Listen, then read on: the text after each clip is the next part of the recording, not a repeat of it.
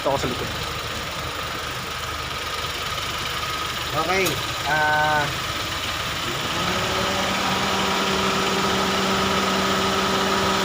Okay. May explain ka na ako. Paano yan? Naka-video na ba tayo? Okay, okay. Okay. Mayroon akong mga documents dito that supports our product, the Casper Astrolobe, no? Unang-una, gusto ko ipakita sa inyo yung ating certificate of registration. Naka-IPO na po itong ating product. Okay? So, Casper, ito yon. Ito yung ating Casper Astrolobe. So, yung pangalan, ito yung registration number. And then, we have also the patent. So, bigyan ko kayo ng idea. Before mailabas itong patent, actually ginawa itong product natin year 2006. For 10 years, yung 2006 and hanggang 2016, hindi natin ibinenta for public use itong ating product. Dumaan muna siya sa thorough testings, no, and further studies. DOST, nag-apply tayo. Bakit? Sila yung tumulong sa atin. We are DOST TAPI assisted para makuha natin yung patent natin. So for 10 years, 2006 ginawa, 2017 po lumabas yung ating patent. Okay, so may patented po yung product natin as Casper Astrolobe. It only means na dumaan ito sa thorough testings, no? So nabigyan tayo, ang tumulong sa atin para makapag-patent pa is mismo yung DOST TAPI, yung technical accreditations nila para mabigyan tayo.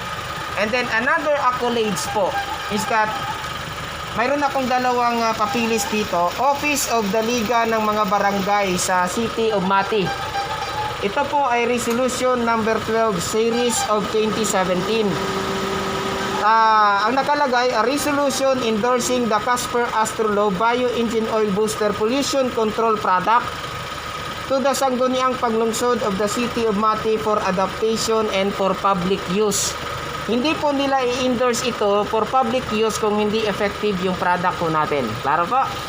And then, ang maganda nito, yung resolution number 12 ng Liga ng mga Barangay, inadapt din ng Office of the Sangguniang Paglungsod at gumawa din ng Resolution number 105. Same year, series of 2017. A resolution adopting Resolution number 12. Ito po yon. Series of 2017 of the Liga ng mga Barangay, a resolution endorsing the Casper Astrolobe Bio-Engine Oil.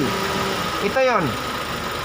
Pollution control product to the Sangguniang Paglungsod of the City of Mati for adaptation and for public use. So ito po ay resolution. Ibig sabihin, our product is supported and assisted also by the local government unit. Yan po kaganda, effective ang product po natin.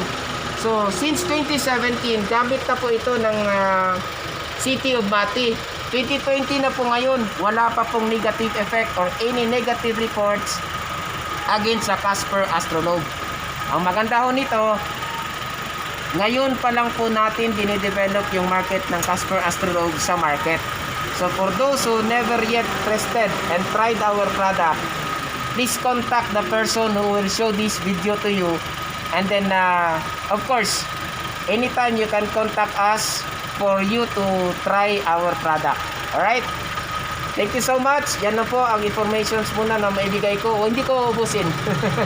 Okay, good night and God bless us all.